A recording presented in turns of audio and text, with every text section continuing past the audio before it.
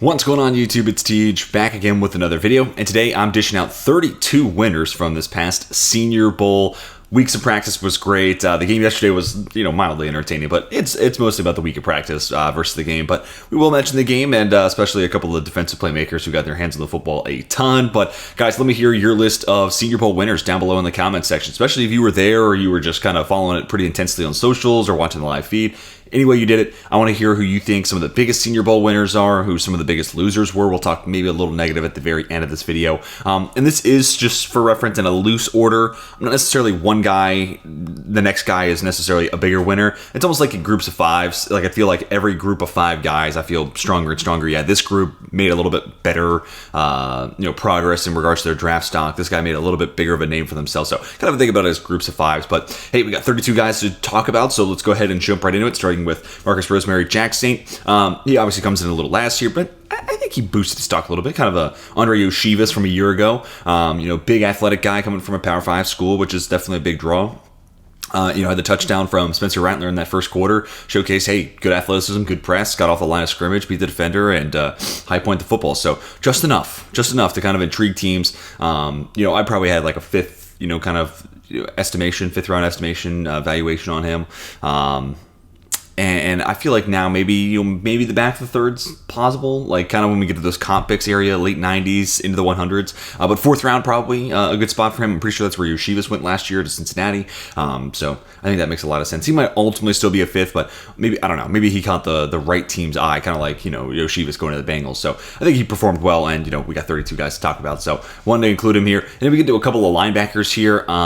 Marius Liufau from Notre Dame, 230 pounds, felt like he really held up in the tackling drills and some of those one-on-ones. You kind of felt the bruiser presence that he brings. He's kind of a thumper linebacker. I feel really good about him playing forward, not as much playing back, like in regards to coverage. I just try to simplify linebackers, just kind of put them into 2 buckets. Are you great playing downhill, or are you great playing, on the back pedal in coverage? He's more of a downhill linebacker to me. But nonetheless, didn't look bad in coverage. Didn't really see a whole lot of him in the game.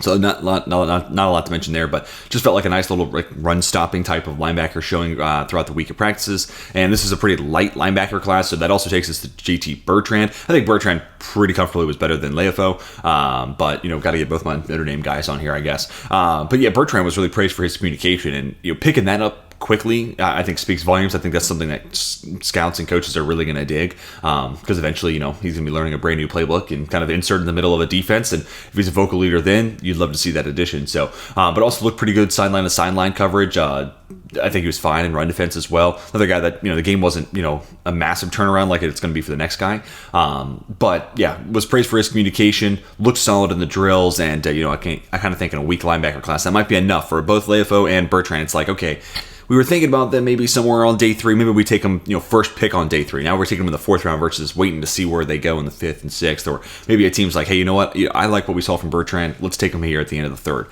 I can totally see where that little bit of a bump up gets them just a little bit higher on the draft board.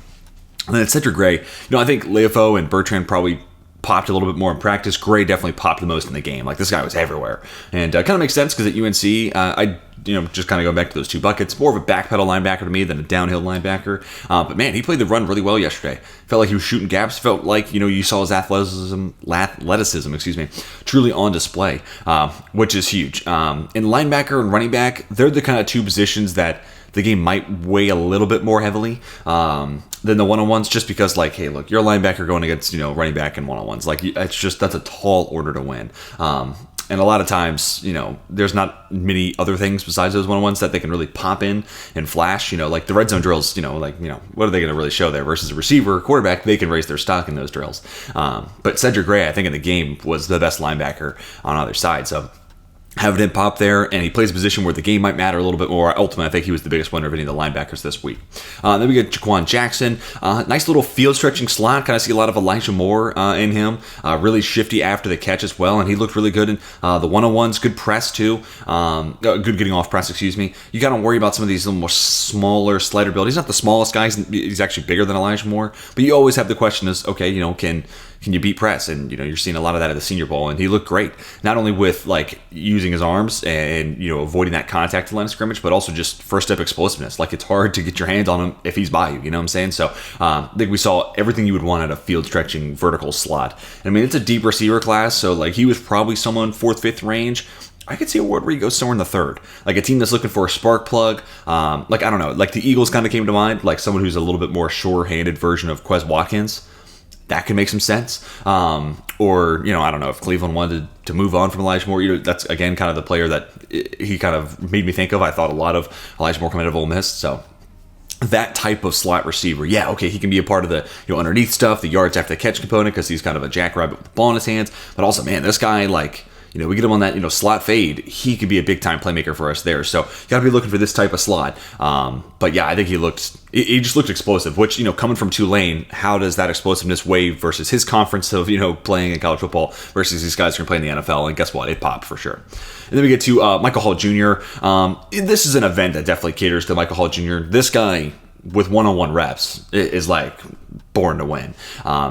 Even in my way too early defensive tackle rankings, I noted this dude as a pass rusher, I don't know how much better he's gonna get, because the hands, the fire at the line of scrimmage, that get off, when to use a move, when to counter off of it later, when the first move fails, what to go to next. This guy is polished from that standpoint. He's just a little undersized, and the run game's probably not gonna be the component that you draft him for. And the other thing was, this year was kind of quiet. It wasn't the biggest year. I know a lot of people were projecting this dude's gonna be 10 plus sacks, he's gonna be the dude on that D line, and he's gonna become this, Kalijah Kancey first rounder.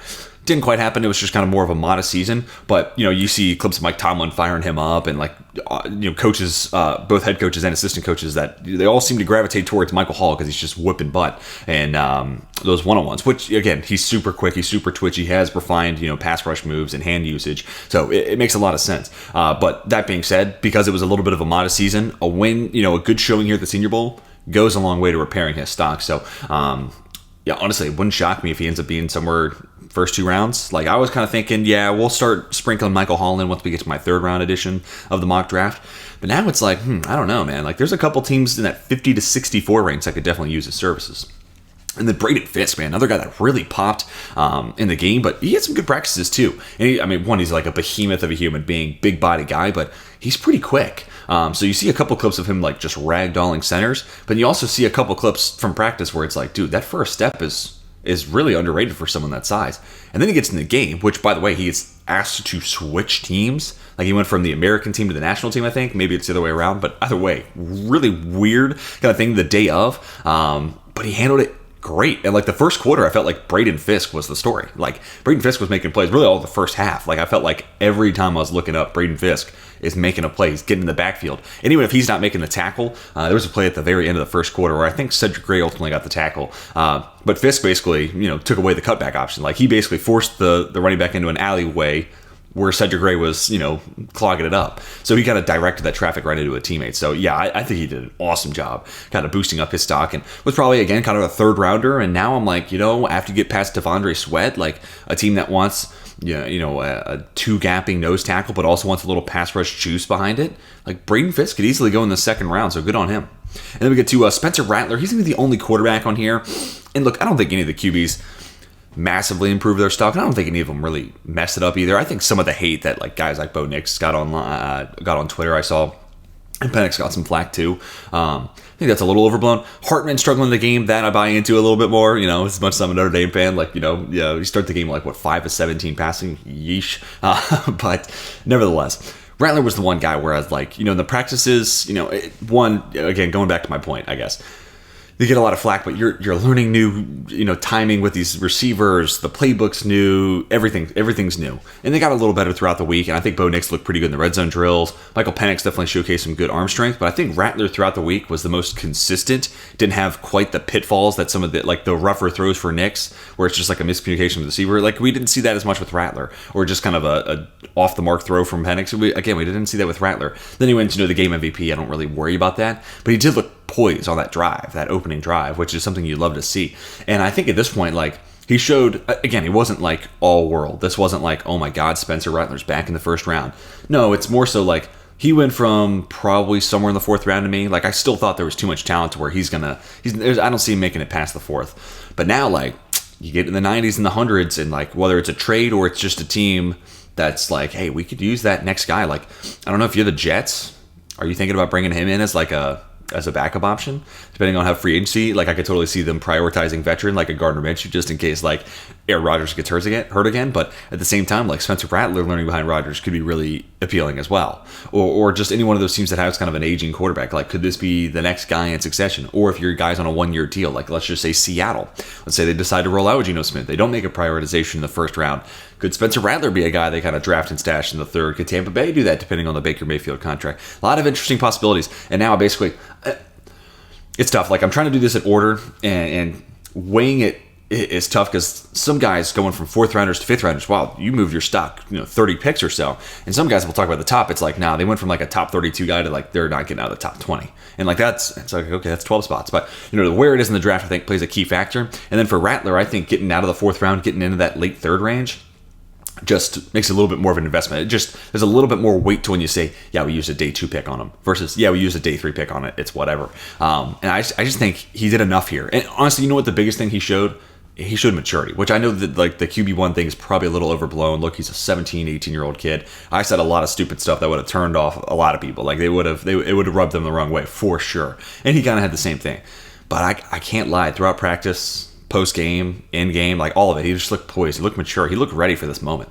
Not that he balled out, but he felt like an adult versus like a 17, 18-year-old kid. And that perception change could go a long way for him to even earn the opportunity to get to be the backup. And then maybe, hey, in 2 years' time, he could be this, not a first-round investment, but like, could he be a Jordan Love? Could he be a Sam Howell? Like, even after 1 year, you get the chance. Could he be a Jordan Love after 3 years? He gets the opportunity. I don't know. Like, I think he opened that door for him this week in Mobile. Then I'll go Theo Johnson. None of the tight ends were crazy good, but Theo Johnson's an intriguing guy. 6'6", 257. I think his athleticism popped. In the game, Hartman kind of underthrew him, especially early on. Had a nice little leak opportunity, and just Hartman missed the throw. It sucks, but it's still probably a little bit of work in progress when it comes to like route running and just like sharpening up those cuts, being a little bit more sudden. But at the same time, 6'6", 257, only going to get so sudden, but showed good hands this week. And that's like the biggest thing I want to see. That and good movement skills. Like, he looked like a fluid athlete. Almost shades of like Luke Musgrave, but like a little less polished of a route runner. That's kind of what I see here. And I was a big fan of Musgrave coming out of Oregon State last year. So yeah, Theo Johnson becomes this kind of compelling day 2 tight end. Like, who wants to add another athletic dude in the mix? I don't think he like leapfrogged JT Sanders, who I think was pretty solid at the Shrine Bowl. I think he's still solidified as my tight end 2. But like Theo Johnson, probably my tight end 3 right now. Just because, yeah, 6'6", 257. Let's see what this athlete can kind of develop into. He's worthwhile, taking somewhere at the late 50s, 60s, somewhere there in the 70s though. So kind of intriguing day 2 guy now. And then Javon Baker from UCF, not the biggest guy, a little less than 6'2", but 6'1.5", but a guy that plays really physical. It's interesting. We have another year where, like Xavier Legette, one of the, I guess, losers of this week.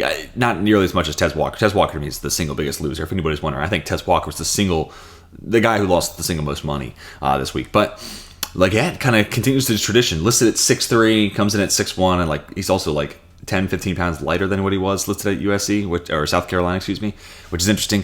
Before that, it's, Rashee Rice all of a sudden losing 2 pounds, or 2 inches in like 10 pounds. And the year before that, it's like Rashad Bateman went from 6'3", 210 to like just over 6 foot 190, and it's like, okay, where's this all going? Javon Baker, 6 foot 1.5. It was good to see him kind of maintain close to that listing size at UCF. Same thing with the weight, and yeah, you saw the physicality, but also like awesome first step juice. Like, for someone who's 6 foot 1.5, this guy's first step is really special because of that. It's really hard to get at his chest at the line of scrimmage, and if you're trying to press him, but also a ton of physicality to where, like, even if he doesn't have the best first step on that rep, like he'll fight you off. Like, he's physical enough to do that. Really nice contested catch option. Just kind of like, not to compare to another UCF guy, but like kind of Gabe Davis. These big physical athletic guys that can work a vertical route tree. I think Baker might have a little bit more kind of juice than Gabe Davis, especially in that first step. I think Gabe Davis long speed and Baker probably pretty close to one another. We'll see what the 40 times are, because then we can really compare. But I think that like 10-yard split, Baker's going to have Gabe Davis beat there. I think that's where he's going to have the edge on him. And then I think there's a possibility for him to be able to open up that route tree and do more underneath. Like Gabe Davis, when was the last time you saw Gabe Davis run a slant route? Like when was the last time he caught a slant for 12 yards? I think Javon Baker kind of add that as a counter. I could see you use Gabe Davis as like a template. Let's just say he goes to Buffalo. You use Gabe Davis as a template, and then kind of add in some of those DK Metcalf wrinkles where he does just enough other routes, like that slant that takes away you just playing outside coverage and focusing on the deep ball. Okay, well, I got to respect that inside move. The comeback, obviously, respecting the long speed. Now I got to be able to play back underneath on that 10-yard comeback. So if they add those little DK Metcalf wrinkles to Javon Baker's, kind of route tree, this guy could be easily like a nice number 2 receiver, maybe even more, because like he's a really solid athlete for that size. Like he could easily be like the day 2 pick, turn into number 1 receiver. That surprises a few people. Javon Bullard I've always been pretty high on. He's always been, kind of slot 2 or 3, depending on what you want to call Terrion Arnold. I still think Arnold's probably best suited in the slot, but with the flexibility to play outside, I'm fine with it. He'd be my CB2 in either of those 2 categories, and then Bullard's right behind him. So if you think Arnold's outside, you're fine with that, then Bullard would be my slot 2. If you like my thinking that Arnold, probably best used in both spots, but let's just focus on the slot, then Bullard becomes slot 3. But I've always seen him as someone who should go in the top 64. He's just too good of a run defender.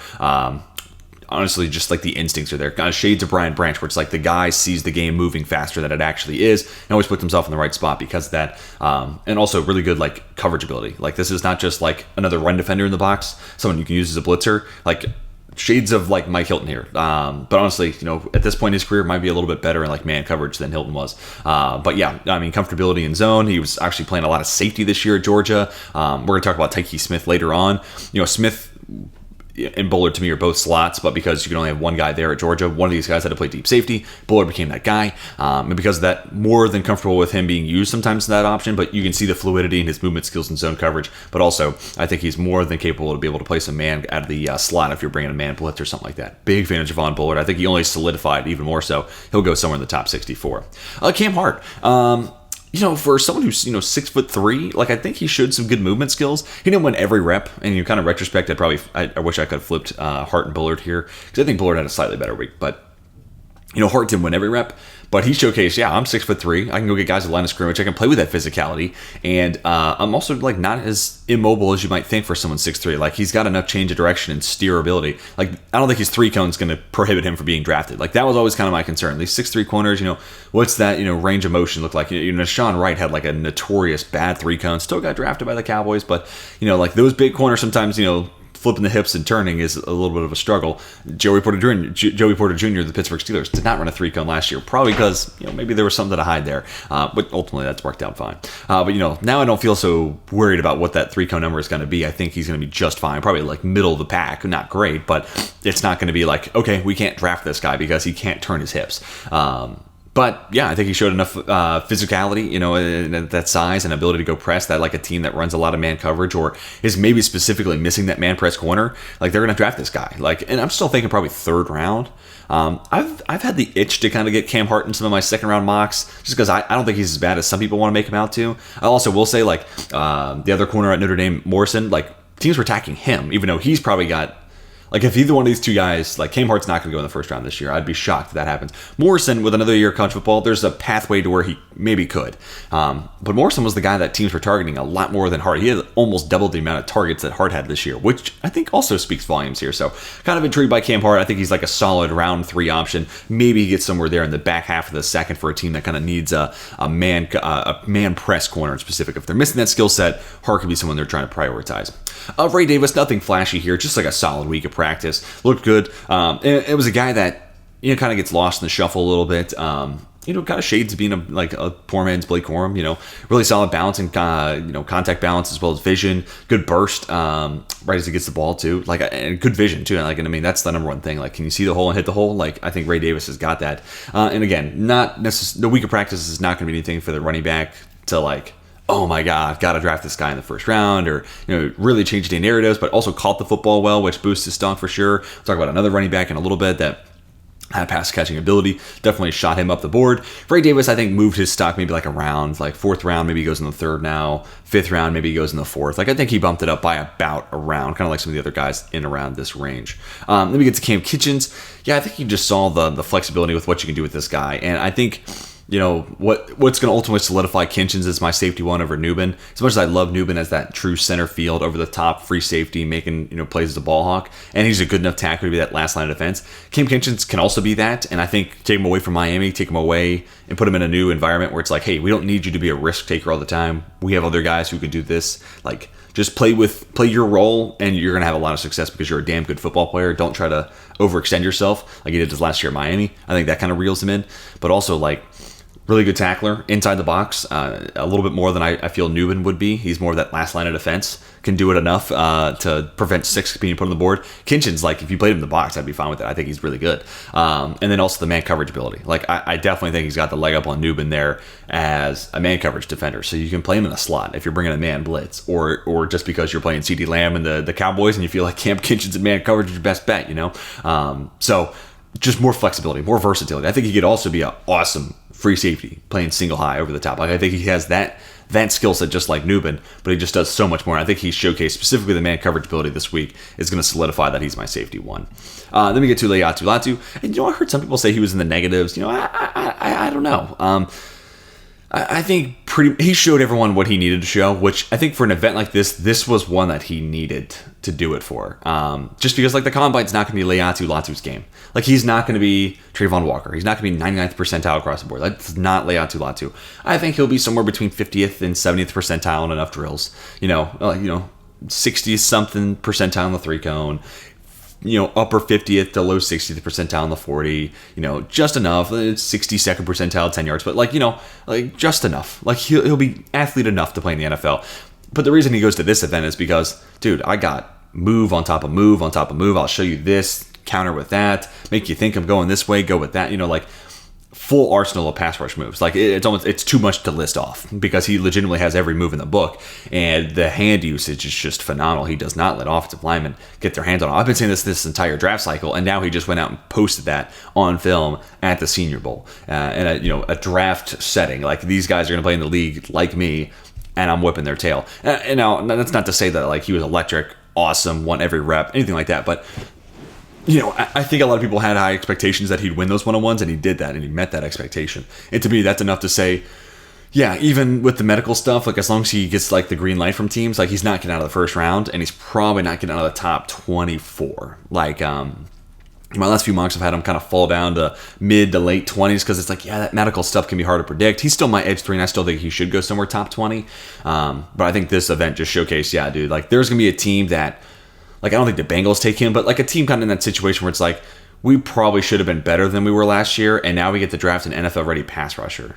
So, yeah, we're going to go ahead and do that. Like, this guy is, he can be an impact player day one, hit the ground running. So, I think there's going to be a team kind of there in the teens to early 20s that's like, yeah, we just get to draft the NFL-ready guy. Okay, yeah, cool, awesome. And I think that's exactly what he needed to show here at Mobile since the Combine's not going to be where he lights up the world. T'Vondre Sweat, he's kind of an intriguing guy because, there's a handful of reps where he just looks like a monster. To be expected for someone who's 6'4", listed at 360. A lot of people there were saying he might be bigger than that. He might be like 375, 380. And ultimately, I think part of the reason I'm putting him on here is I think he's got the right process. Like, I can't remember who floated this out initially, but if I had to guess, I think he probably added 10, 15 pounds just to make him that much more of a force. And then by the time we get to the Combine in a couple of months, he'll be back down to 360, maybe even get down to like 355, 350, just to have a little bit better of testing numbers, right? Like, I think he's gaming the system here. I totally think he is. Getting a little bit bigger, making it that much more of a handful to handle, but then I'm going to shed that weight, and I'm going to have a good number when it comes to my weight category. I'm going to run pretty well. I'm going to be a solid athlete. And then teams, all these people who are talking about, oh, can he play a full snap share, are going to be like, oh yeah, he's a good enough athlete. He looks fine. Yeah, he looks totally, yeah. He can play 40 snaps a game. Ultimately, I don't think that's going to be the right role to use T'Vondre Sweat. And ultimately, I kind of feel like the NFL in general just needs to move in that direction. You kind of embrace that Philadelphia Eagles model where, like, no one player necessarily, other than your true game record, like Fletcher Cox in his prime was playing pretty much every snap. Jalen Carter in a couple years is probably going to be playing every snap for the Eagles. But, like, everyone else, like, if they're playing 60% of the snaps, 60% of the snaps, but then each one of those reps gets better because they're fresh, like, that's just a better way of utilizing that talent on the roster. So I could totally see where a team's just like, yeah, that's the way we should go. So T'Vondre Sweat, I think he just solidified he's going to go somewhere in the first 2 rounds. Probably, honestly, top 50. Like, I think he's going to go top 50. I know some people are kind of calling him a loser out of this week just because he did look bigger than expected, but I think he's gaming the system here. And I think he just wanted to be like a wrecking ball, essentially. And I think after the Combine, there are going to be a lot less people talking about, oh, how many snaps can he play? That's still going to be something we talk about, but I think it's going to subside a little bit post-Combine. And honestly, I'm fine with it. Like, if I get 50% of my snaps with Devondre Sweat, but he's at 100%, and he's, at 360, just bulldozing centers left and right. Those are damn good reps, and that's what I'm interested in. Then we get Tykee Smith. As mentioned, we were going to talk about him. He kind of had a disappointing year in some regards for Georgia. There's just moments there where it's just like, dude, Tykee Smith, you're a better player than that. You can't not make that play. But yeah, he was locked down in coverage this week. Like, he looked really sticky in coverage, and then also looked pretty good in press, which is kind of an interesting factor. But I think he just solidified, like, my role in the NFL is play slot. I'm going to be a better player than I was this last year at Georgia. I'm a willing tackler. I'm a pretty hard hitter for my size. Shifty as all get out in that, when you talk change of direction, put this guy in a box, like, this guy can go toe-to-toe with some of the shiftiest slot receivers in the league. And he showcased that coverage ability with it. Both, like, underneath, like in the intermediate stuff, but also like carrying receivers deep down the field. Like, yeah, just a great week of practice. Really showcased that coverage ability. And I think him and Javon Bullard, all I saw this week was like, yeah, these guys were both slot, let's just call them slot corners. They're both slots at the NFL level. It's just because they had two of them. One of them had to play safety. And Bullard was fine at that, but I think both these guys are slots. And I think Tykee Smith probably moved the needle from early day 3 to, like, he's probably going to go somewhere day 2. Like, probably not any higher than, like, pick 50. Probably not any higher than that. Like, once what's the Steelers' second round pick? Like 51? Yeah, I think it's 51, 52. That's kind of where it's like, could they see him as this Mike Hilton type? Yeah, for sure. Some of those other, like, playoff contenders in the back half of the 50s, I could see where they're like, yeah, one more, like, corner slot type, run defense, reinforcements, for sure, we want that. And then you get to the top of the third round, it's like, yeah, I definitely think he'll be a coveted slot corner there. So, I think he bumped his stock by, round and a half. Pretty solid week there for Tykee Smith. Joe Smith-Wade, this guy just found the football everywhere he went. And honestly, it was a big week for a lot of these slots because Joe Smith-Wade is not going to be the last one we talk about. But a lot of the same stuff is said about Tykee Smith. I mean, but for him, it's like level of competition was the factor. Like, okay, Tykee Smith, Javon Bullard, you guys play Georgia, we get it, you guys are good.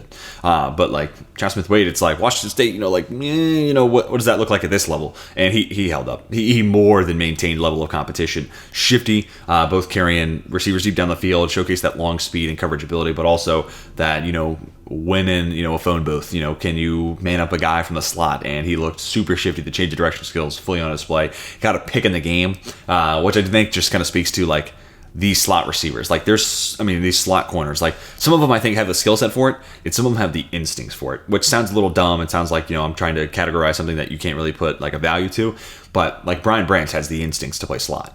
Chauncey Gardner-Johnson, in a lot of ways, has the instincts to be a playmaker from the slot position.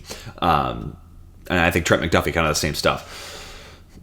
Joe Smith-Wade's got the same instincts. And then the next guy we're going to talk about, same instincts, where it's just like, dude, the football finds him, and it's not because it's, like, luck, it's because, like, they just know the game. They know the ins and outs, and they're in the right position. And then they good luck comes your way by being prepared and by putting yourself in a position to be lucky. That's exactly what I saw from Brownlee Jr. and Chow Smith-Wade to kind of give away who we're going to talk about next. So let's go ahead and talk about it. Jarvis Brownlee Jr., another one of these guys, just like Chow Smith-Wade, where it's like Louisville, not as much question mark as regards to level of competition, but this was still an opportunity to say, like, I'm going from Louisville and I'm balling out with the best of the Senior Bowl. And another guy who got an interception at the Senior Bowl.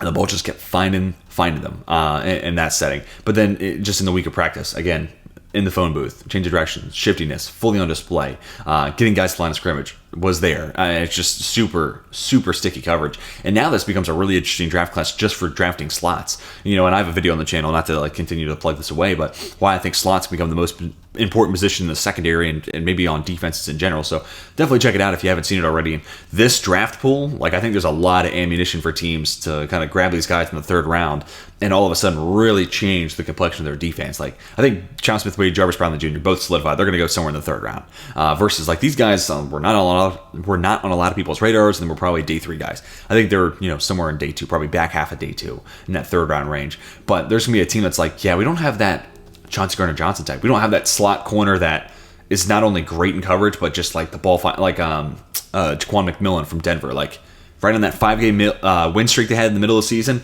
like, he was at the center of everything defensively. Like, the ball kept finding its way. It was big-time PBUs. It was interceptions. It was forced fumbles. It was fumbles recovery.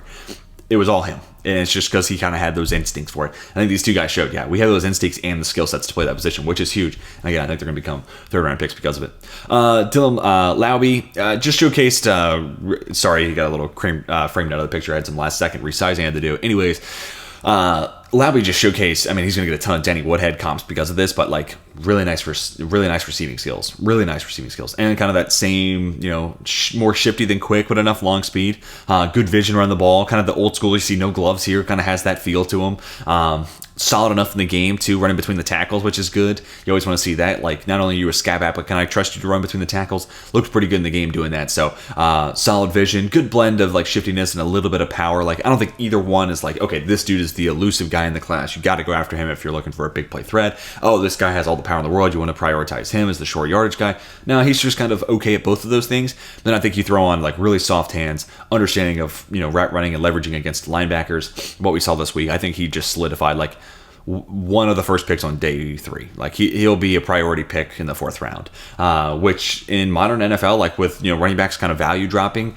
and they're going to kind of push down the board generally because of that, like top of the 4th round to be like the number 2 back in a committee that needs a pass catcher, like this guy's going to basically get drafted to be a contributor on offense right away, which for a guy coming from New Hampshire, like I don't know if you were going to say that before this week.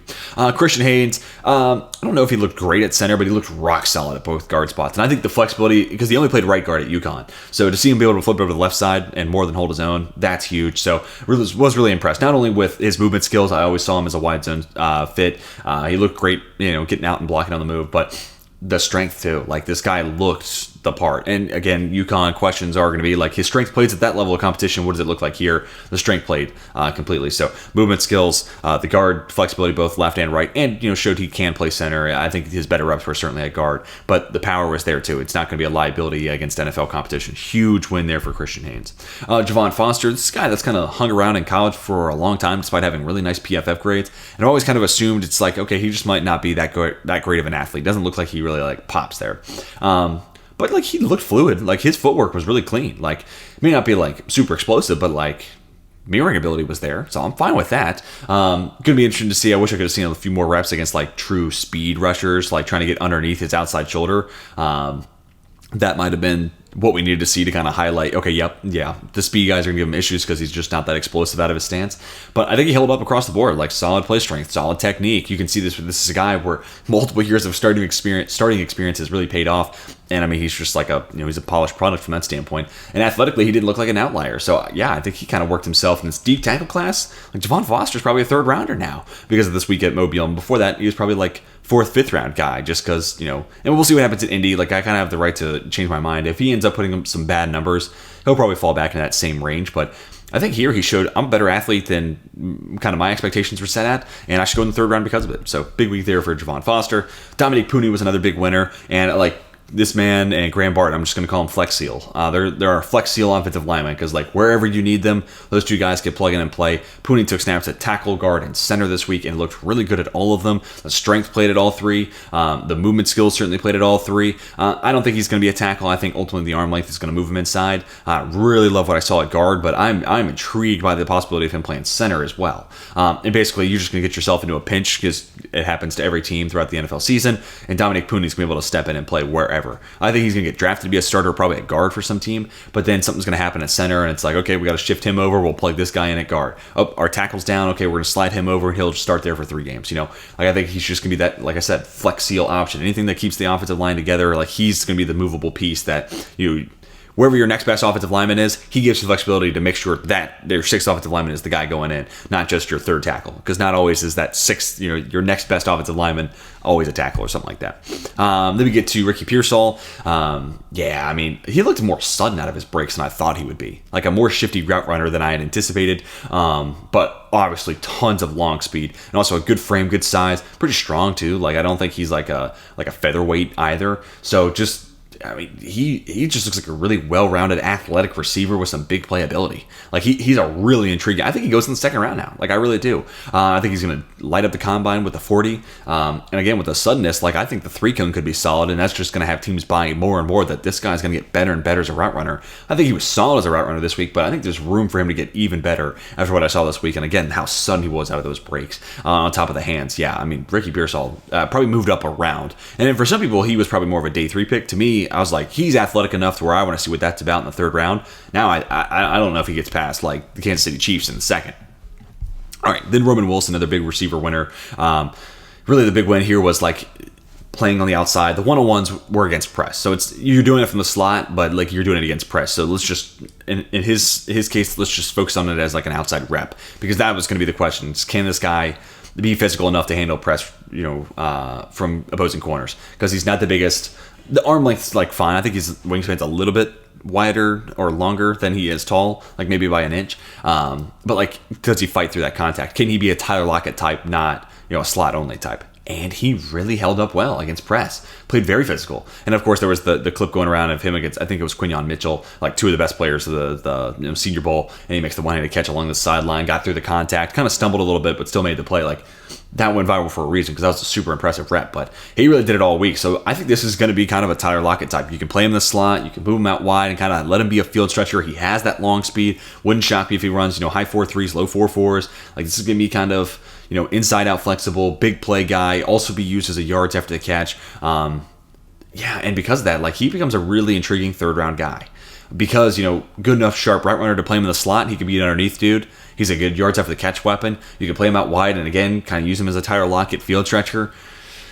Yeah, like, I don't know. All of a sudden, like, Roman Wilson feels like a jack of all trades. And because of that, it's like, dude, him in the third round, yeah, like, I would love to have him be my receiver 3. Like, why wouldn't I? Like, he can impact any part of the field that we want him to, depending on who we're playing and where their weakness is. Like, really good week for Roman Wilson, specifically showing that, like, I'm not just a slut. I can beat press coverage. Talisay Fuaga probably went from, like, a top 20 guy to, like, probably top 12 to top 12 to top 13 pick. Like, the Raiders, like, they're at 13, or like, if they're not going quarterback, like, Talisay Fuaga feels like a Vegas Raider. And yeah, just more kind of what we expected. Big time, mauler in the run game. Really strong guy. And you know what? I've been saying this whole time, there have been some that have kind of nitpicked his pass protection. I think he's fine. I think he's NFL ready. I think this week, he didn't win every rep. Like, Leatu Latu got one on him, but he won a majority of his pass rush reps, or his pass blocking reps. Like, I think this guy is fine at the NFL level as a pass protector. Like, not saying he's going to be David Bakhtiari off rip, but like, I don't think he's going to be a liability. And then over the course of a couple of years, he's going to be a pretty solid pass protector while being an awesome factor in the run game. So this was kind of like Leatu Latu. Like, Fuaga showed what we wanted to see. But I think Fuaga has a little bit more athletically speaking in his side, where, like, yeah, him moving up the board is getting him close to that top 10 range than I would say Leatu Latu is. Then we get Tyler Guyton. Yeah, I think he might have been the biggest winner of the offensive tackle. Him and the next guy. Like, I'm back and forth between the two. Guyton's tough because, like, he went from, like, top 40 guy to he's not getting past the Dallas Cowboys 24. Like, I can't see that. Like, 24? I think that's the Dallas Cowboys pick. But yeah, he's not he's not getting past the Eagles. I think the Eagles pick's 22. This guy is not getting past the Philadelphia Eagles. This is Lane Johnson replacement all over it if he makes that far. And honestly, Talisay Fuaga looked great, yes. But because of the athletic upside that comes with Guyton and the fact he only has 1 year of starting experience, but he looked really good doing it, and he looked more than fine this week at the Senior Bowl, especially in pass protection where you thought maybe he could be raw. Don't be surprised if he becomes OT3. That's not my prediction, but like, if you're looking for an outside the box who could be that OT3, like Tyler Guyton. Like, Tyler Guyton has, like, put himself in that competition. Like, I almost think Tyler Guyton has a better shot at it than JC Latham. I'm not fully committed to that yet. I might be Senior Bowl drunk, but like, I think he's got a really good shot to be OT3. If not OT4, it's definitely live. And really, again, he went from top 40 to a top 22 pick. You saw the athleticism, you saw the power, and at that frame, and when you get to see it in person, when coaches and scouts get to see it in person, it looks that much more, appealing, that much more tangible. So yeah, I think he did a lot of things right this week. Still raw, he got beat in pass protection. It wasn't perfect. There's still work to be done, but like, this becomes like, after the top two guys, like, almost the conversation comes like, I could get the NFL ready guy in Talisay Fuaga, or I could go get the upside play here at Tyler Guyton. And you got Jim Nagy saying he thinks he has the highest ceiling, even more than Alton Olu. And like, you kind of see that. And like, with only 1 year of starting experience, you do wonder, like, could he have the higher ceiling? And I think he backed up a pretty high floor this week as well. But I'm going to go Christian Jones is the biggest winner. To me, he was like a day 3 guy. I wasn't really like worried about him, but like, now it's like somewhere in that 50 to 75 range for sure. Just was rock solid in pass protection. Looked more athletic than I thought he would. The play strength wasn't a concern. Really, he was just a lot better than I anticipated. And that's the beauty of these Senior Bowls. Like, sometimes it just, when you watch the tape, and sometimes it's like, he's the X guy I've watched today, or you know what, like, there's so many good tackles, why would anybody care about Christian Jones? And like, sometimes you just kind of create a reason in your head to kind of doubt a guy or to not have him super high. But then you get into these situations where, again, you're having one-on-ones against future NFL players. What do you look like? And Christian Jones, I think he did the most for himself making money. Like, I think he made the most money of any of these offensive tackles. Fuaga moved up the board in some pivotal spots. Same thing with Tyler Guyton, top 40, top 22 kind of guy. Moving up the spots where the money really pays off. But I think Jones went from like a 4th, 5th round guy to, again, 50 to 75. Just was rock solid across the board. And I just wasn't expecting it. So maybe that's also why my expectations weren't maybe properly set. But he really shined this week for me.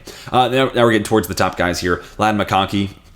I know I've had a lot of guys who, like, when I mock Ladd McConkey to the Bengals or the Saints, like, there were some fans that were like, what? Like, he's trash. And I'm like, what are you talking about? Like, Ladd McConkey's a damn solid receiver. He doesn't have, like, the athletic upside of a Keon Coleman and A.D. Mitchell. Doesn't have the long speed of Xavier Worthy for sure. But, like, for route running, is he not, like, the second best route runner in this class right now? Like, is it not Marvin Harrison Jr. and him? Like, are they not the best route runners in the league or in this draft class right now? Like, it kind of feels like they are. Just so sudden, but also, like, yeah, I get it. He's the 6-foot slot white receiver. Like, he looks like he would be slow. No, this guy has long speed to stretch the field. He'll run in the low 4.4. Like, I'd say 4.42, 4.43. That's my pick right now.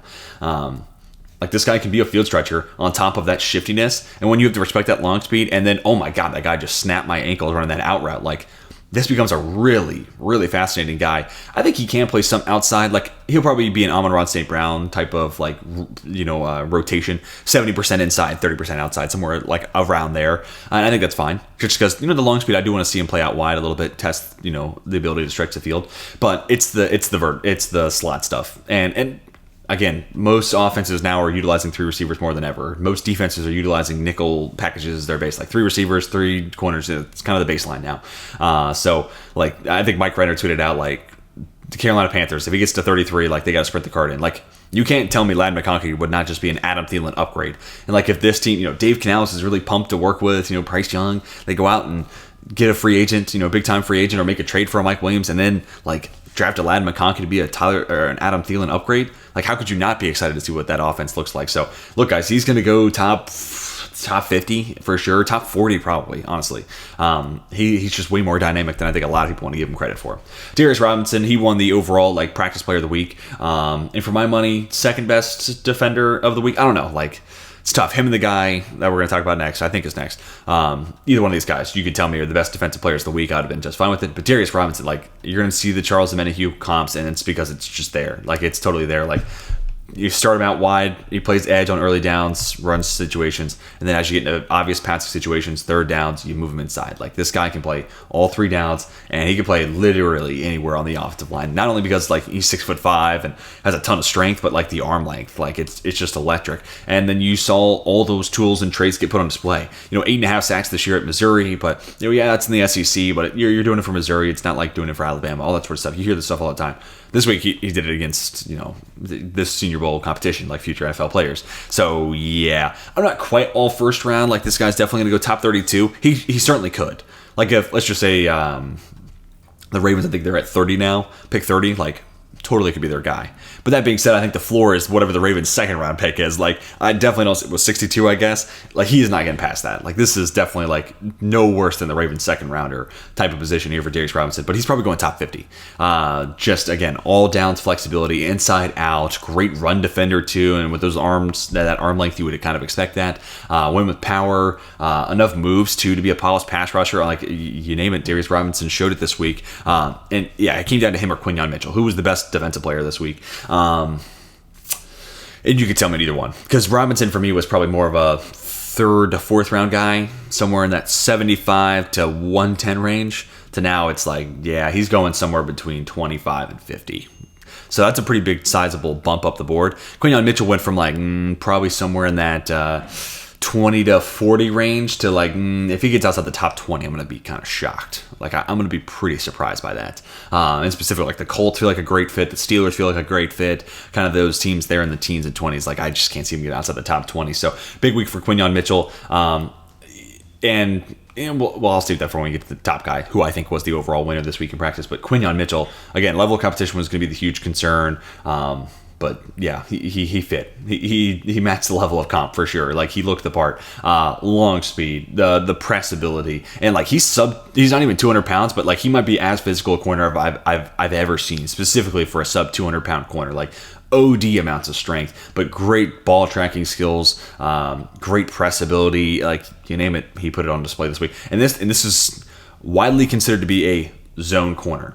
And this week at Senior Bowl, you're basically running man all week. Like, this was the exact week if you could have drawn up the perfect week for Quinyon Mitchell, it looked like this. It's knocking out the hate of, I can't play man coverage. Oh, I played a small school, I can't stick with these guys. He absolutely stomped on those two narratives, and like I said, he's going top 20. And like for some people, like he might be QB, he might be cornerback too. Like for some people, depending on how they differentiate outside versus slot, and just maybe how they see this class in general. Like he can make us a rise all the way up to like CB2, and who knows, maybe this week was enough to push him up to CB1 for some people. Wouldn't shock me. I got Jax Powers Johnson as the most impressive player of the Senior Bowl, though. It's tough. Him or Quinyon Mitchell. And Mitchell, like I almost had Mitchell be like the top guy, just because corner is like, if you put up this tape at corner and show that you can do this, like that's huge. Like it's just about showing like the upper side of variance, because you're not going to play like that every week. It's not always going to be the same rep in and rep out. But like, oh my God, like that type of upside. Like same thing with Derek Stingley. Like he showed that upside at LSU. The next 2 years weren't the same, but you had that upside to kind of think about and look at and say, okay, well, if at his best that's what he plays like, that's number one corner. Anyways, let's move on to Jax Powers Johnson. The reason I have him at 1 is I don't think he lost a rep this week. Like, Quinyon Mitchell was fantastic, but there was a rep or two there where it's like, oh, someone got him. There was one where Tez Walker got behind him, and I'm thinking, oh, God, this is the play to save Tez Walker's stock. Here we go, big play. And he dropped it. And I was like, oh, never mind. It's the play to completely solidify that he's the biggest faller of the week. But yeah, so Quinyon Mitchell, it's tough, obviously. You're playing corner. You're going to lose a rep or two here and there. Again, speaking of variance, it comes with the position.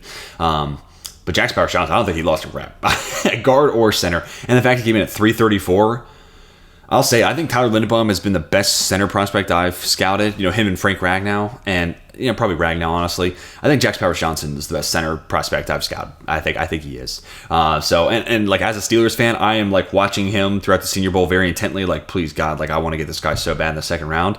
But he was so good this week. I'm just having to like swallow the pill of like, if this Pittsburgh Steelers want him, they're gonna have to take him at 20. The Dallas Cowboys want him, they'll have to take him at 24 or whatever their pick is. If the Eagles think that he's their Jason Kelce replacement and Jurgens can play guard, or Jax Powers Johnson can play guard, Jurgens can play center, whatever, they're going to have to do with their first rounder. And like now I'm content with like the Steelers taking him at 20. Like I know it's not the highest position value, but like the Steelers are going to have that, pipeline of Hall of Fame center after Hall of Fame center, from Dawson to Webster to then Pouncey. And that's been a problem spot for us since then. Not to make this into a Steelers video, but like he was just that good this week to where it's like, you know what, I was hoping for him to be a second rounder, but at this point he's so damn good, I'm fine with being the first. And honestly, I think if you ask Cowboys fans, Eagles fans, any other team that needs an interior offensive lineman, Dolphins fans, right? Like I think they're all 49ers fans. They're probably like, damn, do we need to move up from, wherever we're picking, 31, 32? We might need to move up to get this guy. Teams of those fan bases watching this guy that know their stuff are going to be like, dude, I would die to have this guy in the middle of my offensive line. He was just that good this week. Plus, you throw in the guard center flexibility, the fact he weighs 334 pounds. I said this before. He's Tyler Linderbaum movement skills and ability, but 25 pounds heavier. That's because I thought, he's going to be 310. I think that's what he was listed at Oregon's website. No, 320. That's what they had listed at. And Tyler Linderbaum was 295. So I was like, he's Tyler Linderbaum plus 25 pounds of muscle. How could you not love him? He's Tyler Linderbaum plus almost 40 pounds of muscle. Like, that's crazy. And dude, like again, he's just as mobile, just as athletic. It's crazy. So I think Jax Powers Johnson, yeah, he solidified he's going to go in the first round, which for a center, that's as hard as center. It's hard a position to do that for. So that's why I ultimately made him my number one. But it could have been him. It could have been Quinyon Mitchell. It could have been Darius Robinson. He got the overall practice player of the week. So I'm fine with any of those guys getting that number one spot. But guys, let me know who you thought the overall biggest winner of the Senior Bowl was down below in the comment section. And also, if there's any guys that you thought I left off that I should have had here in the top 32 Senior Bowl winners, let me hear it down below. There's plenty more guys I could have talked about. A lot of other guys kind of popped and flashed, but I got 32 names to talk about, so someone had to miss the list. So felt like I left somebody off unjustly, let me know down below in the comment section. But also, if any of these prospects are like, dude, I want this guy on my favorite team, like, let me know who your favorite team is and what prospect it was. I'd love to hear your thoughts on kind of perfect pairing there as you're watching the Super Bowl. I'd love to hear that sort of stuff. But guys, hopefully you guys enjoyed. Hit that like button if you did. Subscribe if you're new to the channel and want to see more football content like this. Hope you all have a fantastic rest of your day. And until next time, my name is Tej, and I am signing off.